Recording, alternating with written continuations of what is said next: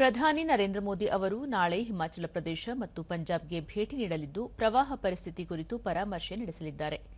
ಇದೇ ವೇಳೆ ಹಿಮಾಚಲ ಪ್ರದೇಶದಲ್ಲಿ ಪ್ರವಾಹ ಬಾಧಿತ ಪ್ರದೇಶ ಮತ್ತು ಭೂಕುಸಿತ ಪ್ರದೇಶಗಳಲ್ಲಿ ವೈಮಾನಿಕ ಸಮೀಕ್ಷೆ ನಡೆಸಲಿದ್ದಾರೆ.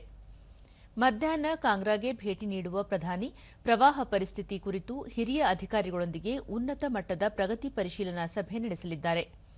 ಇದೇ ವೇಳೆ ಪ್ರವಾಹ ಪೀಡಿತ ಪ್ರದೇಶಗಳಲ್ಲಿ ಕರ್ತವ್ಯ ನಿರತವಾಗಿರುವ ಎನ್ಡಿಆರ್ಎಫ್, ಎಸ್ಡಿಆರ್ಎಫ್ ಆಪ್ತ ಮಿತ್ರ ತಂಡಗಳೊಂದಿಗೂ ಪ್ರಧಾನಿ ಮಾತನಾಡಲಿದ್ದಾರೆ. ಬಳಿಕ ಪಂಜಾಬ್ಗೆ ಭೇಟಿ ನೀಡಲಿದ್ದು ಪ್ರವಾಹ ಬಾಧಿತ ಪ್ರದೇಶಗಳಲ್ಲಿ ವೈಮಾನಿಕ ಸಮೀಕ್ಷೆ ನಡೆಸಲಿದ್ದಾರೆ. ನಂತರ ಗುರುದಾಸ್ಪುರದಲ್ಲಿ ಹಿರಿಯ ಅಧಿಕಾರಿಗಳೊಂದಿಗೆ ಪ್ರವಾಹ ಪರಿಸ್ಥಿತಿ ಕುರಿತು ಚರ್ಚೆ ನಡೆಸಿ ಮಾಹಿತಿ ಪಡೆಯಲಿದ್ದಾರೆ.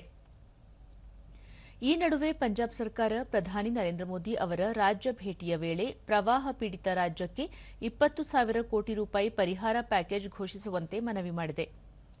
ಈ ಕುರಿತು ಸಾಮಾಜಿಕ ಜಾಲತಾಣದಲ್ಲಿ ಪಂಜಾಬ್ ಬಿಜೆಪಿ ಘಟಕ ಪ್ರತಿಕ್ರಿಯಿಸಿ, ಪಂಜಾಬ್ನಲ್ಲಿ ಸಂಭವಿಸಿರುವ ಅತಿವೃಷ್ಟಿಯ ಬಗ್ಗೆ ಪ್ರಧಾನಿ ಅವರು ತೀವ್ರ ಕಳವಳ ವ್ಯಕ್ತಪಡಿಸಿದ್ದು, ಬೆಳವಣಿಗೆಗಳನ್ನು ಸೂಕ್ಷ್ಮವಾಗಿ ಗಮನಿಸುತ್ತಿದ್ದಾರೆ.